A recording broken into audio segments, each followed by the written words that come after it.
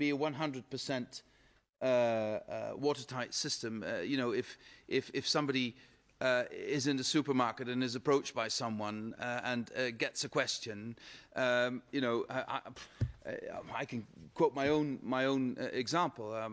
I was an elected parliamentarian for quite some time, and I do tend to simply, you know, walk in the street and cycle along where I live in the Netherlands, and people address me all the time. And, you know, asking them whether they're on the register is not the first question they get from me, frankly. But then, of course, they're not lobbying. They just want to ask my attention for a problem they have, and so let's keep it within human measure, if I may say that. If they represent a corporation or a business interest, I always say to them, send an email to my office and we'll see if we can meet. I never go into a debate with them. But if they're private persons who have a problem because you know, they have a legal problem or they have a problem paying their rent, etc., I try to help them. That's what I've done all along my political career, and I'm never going to ask these people, are you on the register? So I'm just saying, you know, not everybody deserves to be put on the register. But if there's business interest, if there's actual lobbying going on, I think we, you know, it's like the definition of pornography by this Supreme Court justice who said, you know, I know pornography when I see it. I don't need a definition. I know with my experience lobbying. When I experience it, I don't need a definition, and I refer people immediately to my office, and then they have to register. I think that's the attitude we should all have, and especially also, if I may give that advice, also MEPs. Personally, was going to, I mean, based on the experience we've had here in the Parliament, I was wondering, in fact, in terms of sanctions, you know, if we were to apply a sanction like removing a company or a lobby from the joint transparency register, would that be applicable unilaterally, or would we only do it by joint decision of the institutions? Or what would happen if Parliament revoked access, but the organisation still met with the Commission? I think this is something that we will need to negotiate when we go into the negotiation. My gut feeling would be that if one of the three would decide that somebody has not behaved and should temporarily or permanently be removed, then this should be binding on all three. But that's just my gut feeling about this.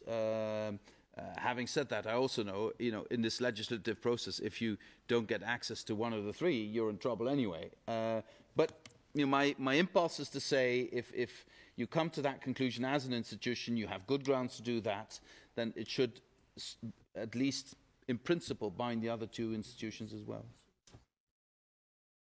Closing statement, thank you very much. It suggests as if I would have sort of wrapping up words of wisdom. I think I'm sort of tying this to the last words of the first Vice President.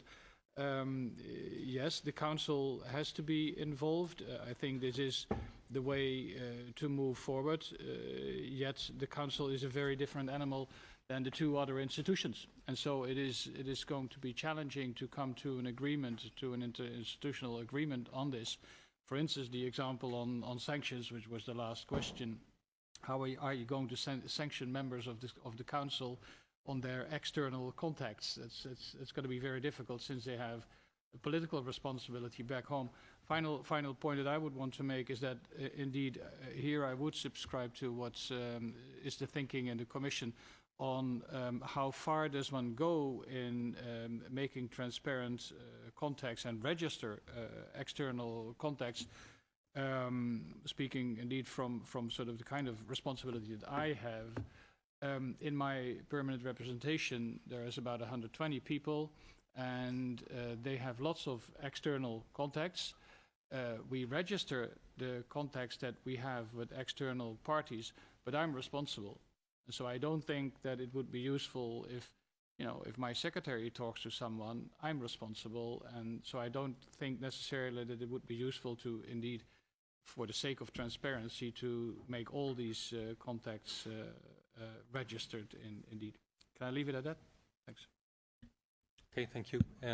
Transparency is not a panacea. Transparency is not going to solve all our problems with legitimacy and voter dissatisfaction, etc., etc.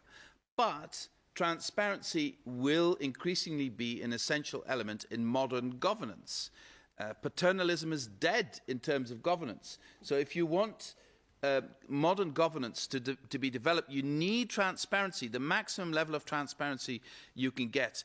And if you have maximum levels of transparency, then also this idea that you have good lobbies and you have bad lobbies disappears. There are lobbies, and everybody who represents an interest has legitimate reasons to represent that interest.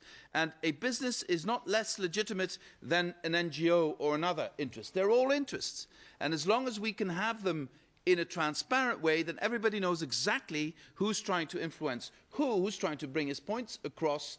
The quality of our legislation will improve.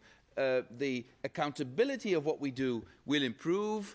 The knowledge of MEPs, national officials and Commission officials will improve. So we have every interest to work on this and to create a very, very modern interinstitutional agreement on better lawmaking. We already did on transparency as well. Thank you very much. Thank you very much. And thank you to all of you. Thank you. Bye.